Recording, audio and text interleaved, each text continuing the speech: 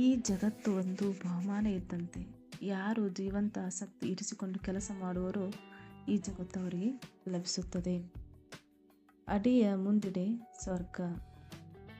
ಅಸಾಧ್ಯವೆನ್ನುವುದು ಮನುಷ್ಯನಿಗೆ ಯಾವುದೂ ಅಲ್ಲ. ಅಸಾಧ್ಯವೆನ್ನುವ ಪದ ಮೂರ್ಖರ ಶಬ್ದಕೋಶದಲ್ಲಿ ಮಾತ್ರ ಸಿಕ್ಕುವುದೆಂದು ನೆಪೋಲಿಯನ್ ಹೇಳುತ್ತಿದ್ದರು. ಮನುಷ್ಯನು ಅಸಾಧ್ಯಗಳನ್ನು ಪ್ರೀತಿಸಬೇಕು, ಅವುಗಳನ್ನು ಗೆದ್ದು ತನ್ನಂತೆ ಮಾಡಿಕೊಳ್ಳಬೇಕು.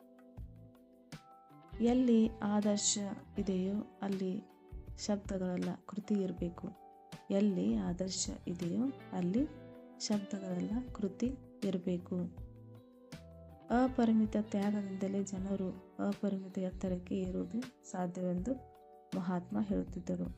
ಅಪರಿಮಿತ ತ್ಯಾಗದಿಂದಲೇ ಜನರು ಅಪರಿಮಿತ ಎತ್ತರಕ್ಕೆ ಏರುವುದು ಸಾಧ್ಯವೆಂದು ಮಹಾತ್ಮ ಹೇಳುತ್ತಿದ್ದರು. Thank you.